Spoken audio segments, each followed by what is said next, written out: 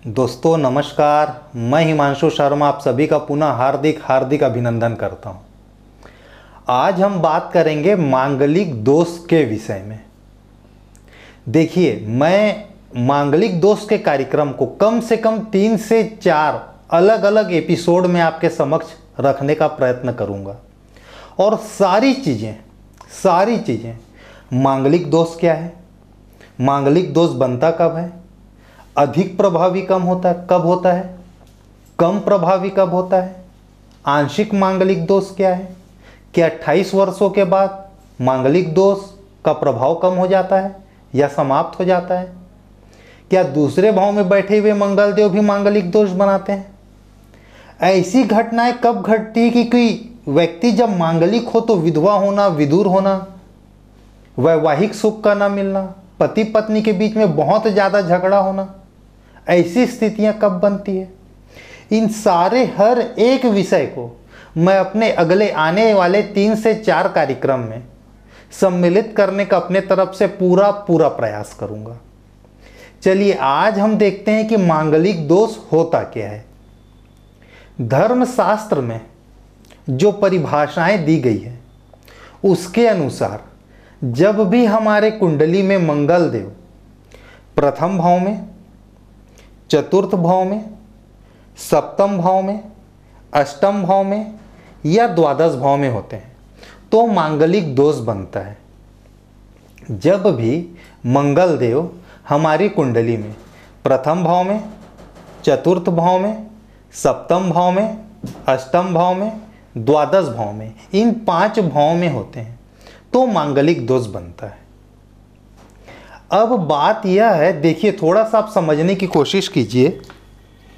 धर्मशास्त्र क्या कहता है कि प्रथम भाव, चतुर्थ भाव, सप्तम भाव, अष्टम भाव और द्वादश भाव में मंगल देव होने से मांगलिक दोष बनता है। अब होता क्या है, असल में मंगल देव की देखिए 3 दृष्टियां हैं, चौथी, 7वीं और 8वीं। जब मंगल देव यहां बैठेंगे तो उनकी 7वीं दृष्टि यहां पर पड़ेगी। जब मंगल देव यहां पर होंगे तो उनकी चौथी दृष्टि यहां पर पड़ेगी। 1 2 3 4। मंगल देव यहां होंगे तब तो 7वें भाव से संबंधित, विवाह से संबंधित अपना असर दिखाएंगे ही। 8वां भाव जो है मृत्यु तुल्य कष्ट का भाव है और विशेषकर महिलाओं के केस में उसके सौभाग्य को दिखाता है यह भाव। इसलिए यहां पर भी मंगल देव के होने से वैवाहिक सुख में फर्क पड़ता है। और जब मंगल देव 12वें भाव में होंगे तो मंगल देव की जो 8वीं दृष्टि है वो सप्तम भाव में पड़ेगी। 1 2 3 4 5 6 7 8।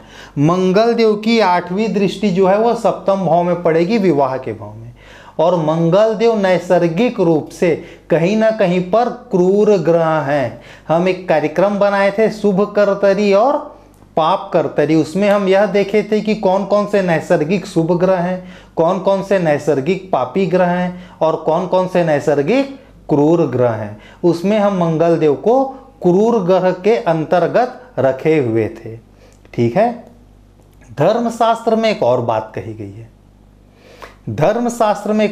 कही गई है कि हमें मांगलिक दोष चंद्र कुंडली से भी देखना चाहिए।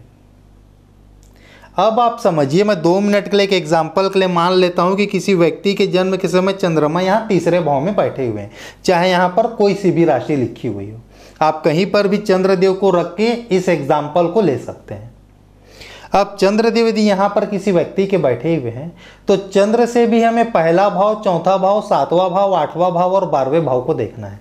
मतलब यहाँ पर मंगल देव होंगे तो फिर भी यह व्यक्ति मांगलिक होगा। 1 2 3 4। यहाँ पर मंगल देव होंगे तो फिर भी व्यक्ति मांगलिक होगा। 5 6 7। यहाँ पर मंगल देव होंगे तो फिर भी व्यक्ति मांगलिक होगा। यह भाव चंद्रदेव से चंद्र राशि के अनुसार 7वां भाव है। यहाँ पर 8वां भाव होगा और यहाँ पर 12वां भाव होगा। लग्न कुंडली से भी पहला, चौथा, 7वां, 8वां और 12वां भाव देखना है। और चंद्र कुंडली से भी पहला, चौथा, 7वां, 8वां और 12वां भाव हमें देखना है। यदि वहां पर मंगल देव बैठे हैं तो व्यक्ति मांगलिक होता है। मेरा आपसे कहना यह है, मैं जो बोलना चाह रहा हूं एक बार समझिए कुल 12 भाव है। 5 जगह व्यक्ति लग्न कुंडली से मांगलिक हो गया, 5 जगह व्यक्ति चंद्र कुंडली से मांगलिक हो गया। 10 भाव तो हमारे ऐसे ही निकल गए।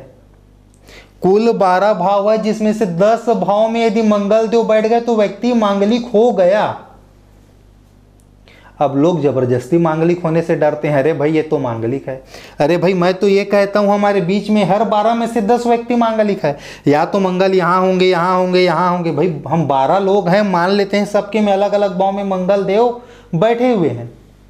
हम यहाँ पर मान लेते हैं इस कमरे के अंदर अभी 12 लोग हैं और मंगल देव 12 के में अलग अलग भाव में बैठे हुए हैं, तो कोई 1-2 भाव ही छूटता है, बाकी तो सब जगह मंगल होने से आदमी मांगलिक होते ही है। यदि मैं परसेंट वाइज बात करूं तो 80% से ऊपर व्यक्ति हमारे बीच में जो बैठे हुए हैं, 80% से ऊपर व्यक्ति मांगलिक है। सिर्फ मांगलिक होने से हमें डरने की आवश्यकता नहीं है। हमें यह देखना है कि वह मांगलिक दोष 2 गुना प्रभाव, 4 गुना प्रभाव, 6 गुना प्रभाव कब दे रहा है। उस दोष के कारण जब वह मांगलिक दोष 2 गुना, 3 गुना, 5 गुना, 8 गुना होता है, तब फिर ऐसी स्थिति बनती है कि आदमी का विदूर होना, विधवा होना, बार बार एक्सीडेंट होना, वैवाहिक सुख का ना मिलना, बच्चे के सुख का ना मिलना, बिस्तर के सुख का ना मिलना। 12वां भाव हमारे बिस्तर सुख को दिखाता है ना।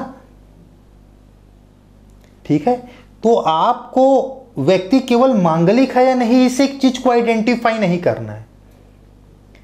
हमारे धर्म ग्रंथ में उसके लिए भी रास्ता बताया गया है कि कब आप यह समझे कि व्यक्ति 2 गुना, 3 गुना या 5 गुना का मांगलिक है, और वहां पर फिर हम एक परफेक्ट फलादेश की ओर आगे बढ़ सकते हैं। नहीं भाई यहां पर विधवा या विदुर होने का चांस है, नहीं भाई यहां पर एक्सीडेंट होने का चांस है, नहीं भाई यहां पर ऐसे गाड़ी से एक्सीडेंट होने का चांस है जिससे व्यक्ति का पर्टिकुलर ब्लड निकले, लाल रंग, मंगल देव से रिलेट करते हुए।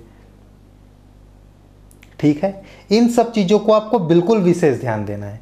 आज मैं आपके सामने यह रखने का प्रयास किया हूं कि व्यक्ति मांगलिक कब होता है। ठीक इसके अगले कार्यक्रम में आप मुझे 10-12 दिन का समय दीजिए, 7 दिन का समय दीजिए, मैं तुरंत अगले हफ्ते फिर एक नया कार्यक्रम बना के लाऊंगा और वहां पर आपको यह जरूर बताऊंगा कि व्यक्ति 2 गुना, 3 गुना और 5 गुना मांगलिक कैसे होता है, और जहां पर वो वाकई घटनाएं घटती हैं जिसके होने से हम सबके अंदर में एक डर रहता है। उसके बाद तीसरे कार्यक्रम में मैं यह एक विषय लेकर आऊंगा कि व्यक्ति मांगलिक तो है, लेकिन कौन कौन से ऐसे ग्रहों का कॉम्बिनेशन बन जाए, कौन कौन से ऐसे योग बनते हैं जिसके नाम से मांगलिक दोष का दुष्प्रभाव 90%, 80%, 95% तक समाप्त हो जाता है। फिर उसके बाद के कार्यक्रम में मैं यह एक विषय लेकर आऊंगा कि यदि कोई व्यक्ति मांगलिक है तो ऐसा क्या किया जाए जिससे उस दोष का पूर्णतः शमन हो सके। तो यदि आप मेरे इस कार्यक्रम को देख रहे हैं तो मैं आपसे व्यक्तिगत रूप से निवेदन करता हूं कि मेरे अगले लगातार चारों के चारों कार्यक्रम को आप एक साथ देखिएगा, और मैं अपने तरफ से भरपूर प्रयास करूंगा कि इन तीनों चारों कार्यक्रम में मैं आपके हर तरह के डाउट जो मंगल दोष से संबंधित है उसे मैं पूरी तरीके से समाप्त कर सकूं। ठीक है, चलिए फिर अब समय है दोस्तों टिप ऑफ द डे का। देखिए हम लोग स्टूडियो जाते हैं, फ़ोटो खिंचाते हैं, फ़ोटो को हम लोग फ्रेमिंग कराते हैं, वहाँ तक कोई दिक्कत नहीं है। मैं आपसे व्यक्तिगत रूप से एक छोटा सा निवेदन करता हूँ, जब भी आप फ़ोटो को फ्रेम कराकर अपने घर में लगाएं तो इस एक चीज़ का विशेष ध्यान रखें कि फ़ोटो हर हमेशा उत्तर की दीवार या पूर्व के ही दीवार में लगाएं। कभी भी दक्षिण या पश्चिम की दीवार में, कभी भी दक्षिण या पश्चिम के दीवार में अपना फ़ोटो न लगाएं। ठीक है, चलिए फिर आज के कार्यक्रम को मैं यहीं पर समाप्त करता हूं। अगले कार्यक्रम में फिर इसी मंगल दोष के कार्यक्रम को हम आगे बढ़ाएंगे दोस्तों। आज के लिए आप सभी मुझे इजाज़त देवें। धन्यवाद।